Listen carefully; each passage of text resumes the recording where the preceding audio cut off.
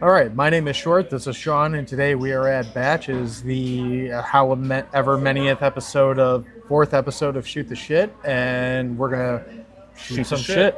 So we're at Batch Brewing in Detroit. We just finished up this month's version of Shoot the Shit. Frankenstein's. That's right. We watched Sleepaway Camp with like 5 people. We're gonna take your questions. Sean, you said you had a question you wanted to open with. I do have a question that I want to open with because I generally don't keep track of the questions here. So shoot that shit, my friend. What are some bands or what are some songs that you could go without ever hearing again? Oh, there's hundreds. Give me like your top 3. So I'm going to group a lot in one. Anything written by Rob Zombie. And they're all the same song, so okay. I'm going to go with that. I got one. Go for it. Lenny Kravitz. His entire catalog. Yes. I hate that guy. He was on the Today Show this week playing that song that everyone's heard.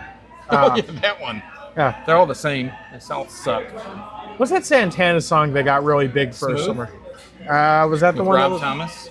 Yeah, I could do without ever hearing that again. Yeah. And I all due respect to Santana, he's a great guitar player, but I don't care for that song at Just all. Not your thing. Yeah. I could do without ever hearing Stairway to Heaven from Led Zeppelin again. That song's too fucking long, and honestly, I'm not a big Led Zeppelin fan to begin with. Like, is it Robert Plant? Yeah, Robert Plant does too many babies, and well, I get him and Jimmy Page confused. Jimmy Page is a guitar player, right? Baby. Yeah, like too many babies, and too many male orgasm sounds. And I could do without hearing Stairway to Heaven. Red Hot Chili Peppers. Mine are mostly bands. Yeah, well, that'd be easier. Yeah. Red Hot Chili Peppers for sure. Mm-hmm. I would agree with that. I like Flea the person and like the personality, but that band is fucking terrible. Especially since, was it Blood Sugar Sex Magic? That was probably their last early 90s. The big breakout with Under the Bridge. And pretty much anything from that and later I could do without ever hearing. I can do without ever hearing Limp Bizkit.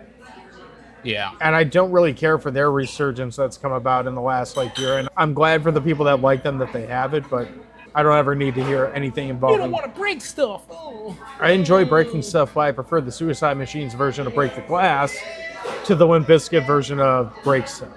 What if you just like to literally break stuff? Is that okay? I just don't need the song for it. So yours is Rob Zombie. Led Zeppelin. And Limp Bizkit. So mine are Lenny Kravitz. Mm-hmm. Oh, Santana.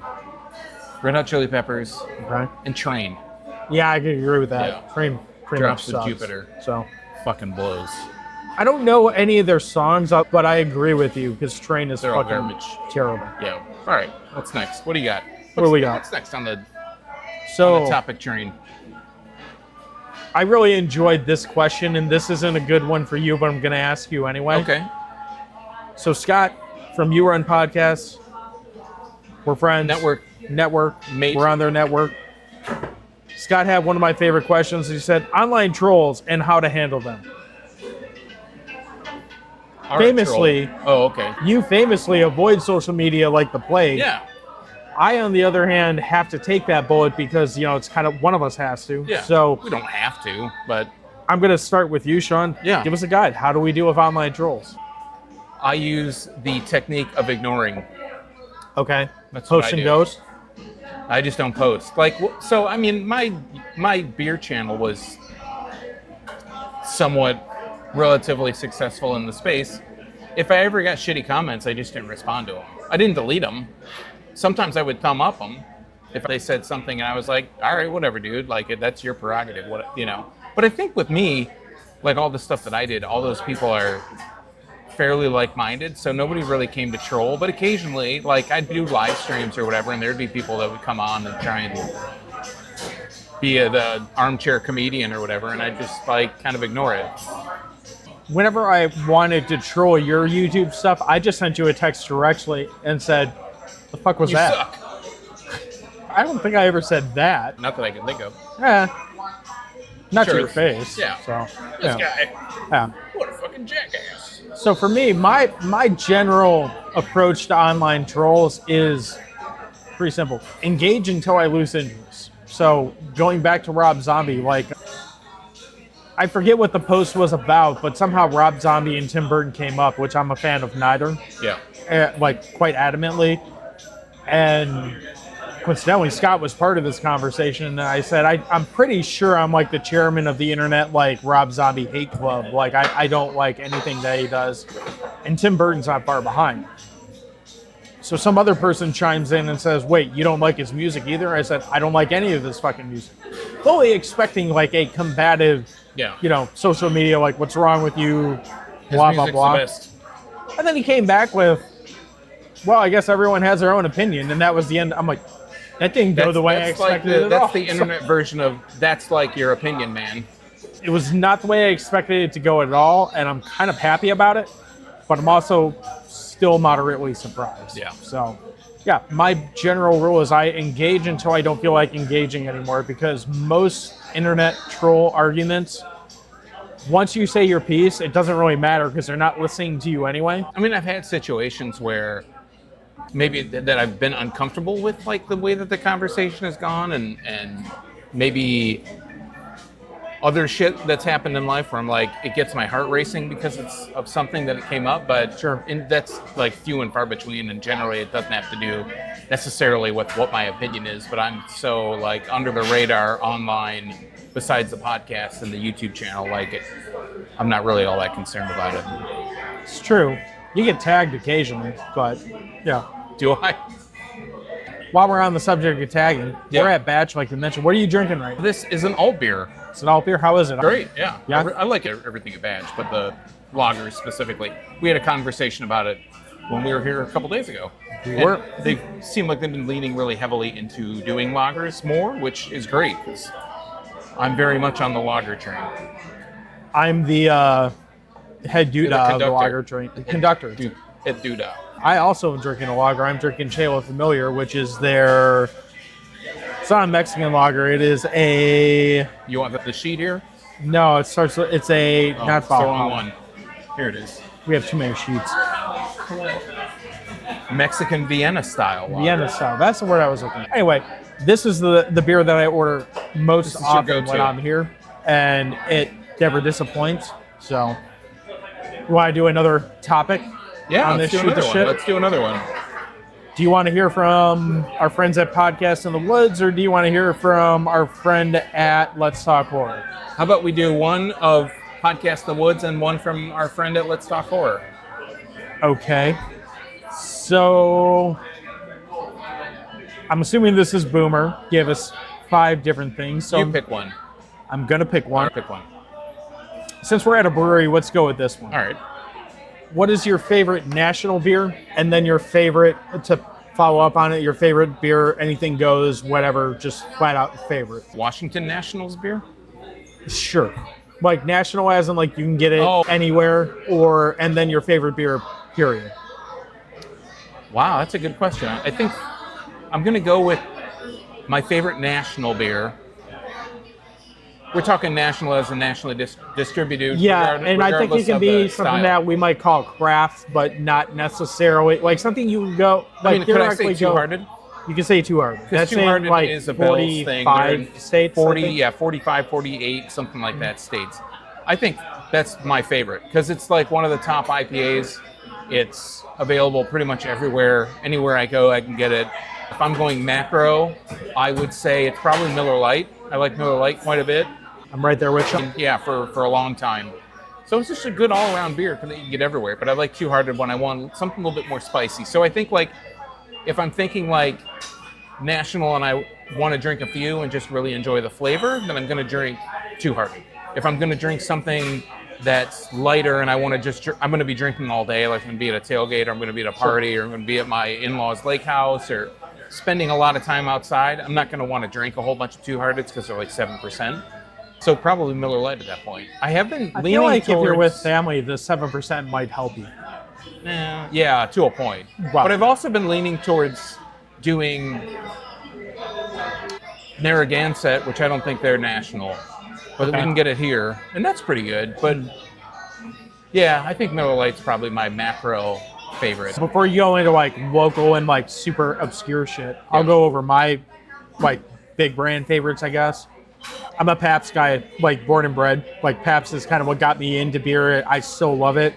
That said, I'm also on the Miller Lite train now because I'm fat and trying to be less fat. So Miller Lite kind of fits the bill and it tastes like beer. So more often than not, if you catch me in a bar, unless it's like a brewery and I'm drinking a beer, it's probably going to be Miller Lite. Yeah. But Pabst is my favorite of them. As far as stuff that's more flavorable, Did you say flavorable? I think I did, but I meant to say flavorful. Oh, all right. Believe it or not, I actually really enjoy Sam Adams Boston Lager, which I think you can get in like 90% of bars in this country. It's a really, really solid beer. More often than not, when I go to a bar and I like don't know what I want, and they have like, I don't know how much this will really, like Hopcat's not local, but they're not national either. Yeah. They're like regional, I guess. Tri-state kind of thing. Yeah. That's the one beer that seems to be on tap pretty much everywhere I go that I can order and know that I'm going to like. So I am a fan of that. Two Heart is a really good one. I can't do IPAs like I used to. So I like the malty kind of bitterness of it. I agree with that. Like as far as IPAs go, if I'm going to drink an IPA, there's a good chance that Two Heart is going to be the option because of what you just said. It's malty and it's been around for like 35 years at least for a reason. Like it stood the test of time. So what was the other part of that question? Like favorite beer? Favorite beer, like ever? No, like I don't know if you want to go as far as to say ever, but I know you're not going to be able to say one. The whole time you're talking. Do three that are like go-tos, like you always like. Two Hearted. You already said that. Do three more. I don't know if I can do three more. You can do three more. They don't have to be something available everywhere, just something that I like. Whatever you want. I really like B43, so that's Old Nation's M43, but Brute variant. I really like that. I'm going to have to put a stout in there. So my go-to, like all everyday beer is Professional Pilsner from Drafting Table Brewing Company in Wixom, Michigan. It's a beer that was the primary reason I got married where I did is so I could have that beer at my wedding. So I love that beer. My number two, and they're like neck and neck, is Taylor Familiar right here at Batch in Detroit. So I do love this beer. It is malty and flavorful while still being light and tasty. I agree with you that I need a stout in there because you need something to kind of hearty it up for the winter. Yeah. There's so many stouts that come and go throughout the year, and there's so many like one-off random things that are like crazy. The one stout that I've always gone back to that I always love, regardless if it's fresh, like right off the keg or like 20 years old, would be Guinness. Yes, but no. Expedition Stout from Bell's. It's such a solid stout. It is the base beer for so many beers that they've done out of that brewery. It's still a beer that, like, no matter when you get it, no matter how old or how young it is, it always satisfies. It's like a 12% stout, so it sticks to your bones. It's a good get you through the winter type of stout. I've never been pissed off that I've drank an Expedition Stout. I want whoever's watching this to rewind this and watch my face the whole time John's talking, because I am so hard trying to come up with something that I can say. So Two Hearted is one of them. I will say whenever I see Cigar City's Marshall Zukov, ooh, good choice, Russian good stout, call. I will pick that. But that's basically their version of Expedition. Yeah, and it's few and far between that we get it up here. Yeah. A third, damn. Oh, I said B43. I said B43. I said Two Hearted. No, you got to do one more. B43 is split between that and M43. No IPA. Are very no other everywhere. IPAs. Stone IPA. Was that the Just generic a regular one? Stone IPA. I haven't had that in for a long time. What was didn't they have one that was just called like Delicious IPA or something like that? I think so, yeah. That was their... I think I like that one just like... It's like a tangerine one. I do like their Enjoy by series too, which like that's super like dependent on getting it at the right time when it hits the shelf. And the thing that's great about that is that they're all different. Yeah. So you're not getting the super sticky dank all the time, but that's like the 421. So there you go, brewers. If you're listening to this, hazies are out, stouts and lagers are in. Yeah. And like traditional Regular, West Coast traditional IPAs. styles in general. I've really been coming back on traditional for beer in general. It just holds up so much. Like, Well, they're traditional for a reason. well, I think both of us, like, it's whether not necessarily on this channel, but it's well documented that we've gone way through the rabbit hole on beers. Yeah. You go back to the traditional stuff because that's what's good in the first place. Like all the weird shit, like the sweet tart, like chocolate IPA, sour stout. Doesn't sound good. Terrible, but I would order it. Yeah, or at least sour, once. yeah, whatever. All that stuff's fun for like 5 to 12 ounces, but once you get past that, you're like, you know what? I really just want like a Pabst. Yeah, I want to wash it down with something else that I really like. Yeah, exactly. And I love sour stuff, like sour beer in general, not even just the like natural Jolly Pumpkin, like, you know, the traditional sour I'm not a big stuff. fan of Jolly Pumpkin sours, mostly because of the yeast strain they use to Because it is sour. Yeah. It's just a different kind of It's a different funky kind of sour. The farmhouse kind of sour. There's that one that I got from Ascension that the last time we were there, I bought 4, and I never buy 4-packs anymore, and I bought a 4-pack of that. It was like Ambrosia. and watch I that think it's video. called Ambrosia. Yeah, I think you're right. That was the last sour that I bought because that's the last, that one I genuinely like every time that I've had it. But most of the time, like I'd say probably 9 times out of 10, sours are like I'll get one and then I'm moving on to something else type beer. So I like them, but I don't go Don't ape love shit 'em. for them. So All right, so BP. Let's hear what BP's question is. all right, It'd be hard to do it in like. do I need to read this in a British accent? Oh, please. Please do. This is gonna be terrible. No, you don't have to. Here's your question for the next one. Erie, Indiana, Goosebumps, or are you afraid of the dark? Classic 90s shows from your youth. I barely understood what you said, but I think I love it. understood. Let's start over without Yeah, give us butchering the an entire American accent, translation, please. Sorry, Scott. Sorry, BP. Please don't hate me. And all you others in the rest of the world. Here's the question for the next one. Erie, Indiana, Goosebumps, or are you afraid of the dark? Classic 90s shows from our youth. I love them all and want to know what you guys think. So I think what he's asking for is those 4 anthology. 4 kinda anthology shows. shows. But Do he's you have- giving specific ones. I'm He's a little using- old for these. So I think if you listen to the podcast, I'm sure it's come up. Tales from the Crypt for me, by far. Like Country Mile. That's the one that I like. And I think I know where was it Tales from the Darkside? Yeah. So because I think that's come up too. But Yeah. for me, when shows like Are You Afraid of the Dark and Tales from the Crypt, not Tales from, Goosebumps and those were on. Erie, Indiana, or I was like preteen, young teen when that was on. So like it's kind of like Power Rangers. That's like just a few years past where I was interested in that type of thing. Yeah. But I definitely found Tales from the Crypt on our stolen cable like feed that we had and fell in love with that. I still love the Crypt Keeper and think he's a good, wacky character and a great like MC for these like bizarre tales. And I mean the movies are fine for what they are too, but some of those stories are like, I don't want to say they're scary, but they're legitimately cool stories that still hold up in 2024. So Yeah, I didn't have cable and HBO and all that stuff in the height of all the Tales from the Crypt stuff, so I only kind of know about a tertiary, real high level. I mean, I've seen some of the episodes, and I think that you brought up Tales from the Crypt, the movies, and I think Bordello of Blood is actually a legit, like, Dennis Miller doing his thing. a pretty good movie. Dennis Miller and tits. What else do you need? What's the one with William Sattler? Human Night. Yes, That one's better. That one's better than Bordello of Blood, 'cause it has yes, true, very true. So we should visit that at some point. I agree. But yeah, for me, like Saturday nights, late at night, I think 11 and 11:30 locally were Tales from the Darkside, and then Monsters was the one that they would show after that. Monsters is always kind of because they went more towards the goopy creature feature monster of the week thing, but Tales from the Darkside was legit, at least at the time when I was 12, 13, 14. Was like really disturbing. There was like one episode that I always think of when I think of Tales from the Darkside.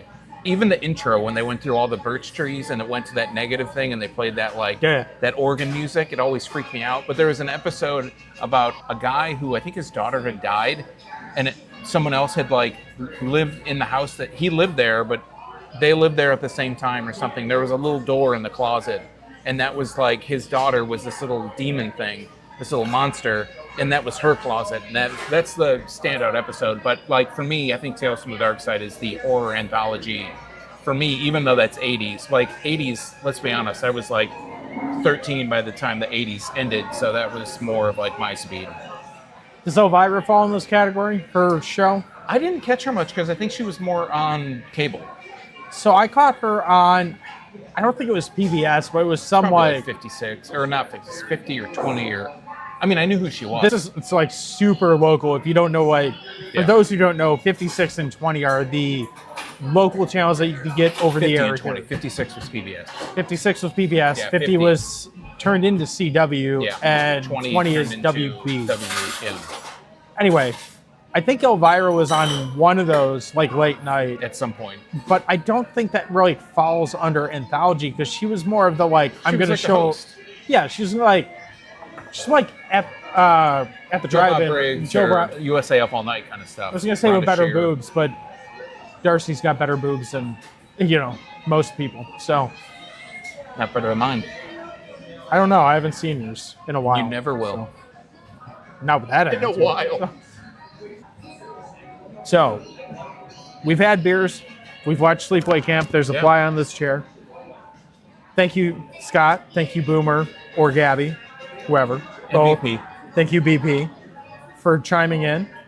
We'll be back in the near future and shoot the shit some more and talk about some other stuff. So, in the meantime, follow us on all the socials. We're at Dewey Podmonster. Follow us at crap.town. Go to yourunpodcast.com. Check out all the other shows. And we'll come back with more shit shooting. And leave us comments on questions that you'd like us to cover in the next round of Shoot the Shit.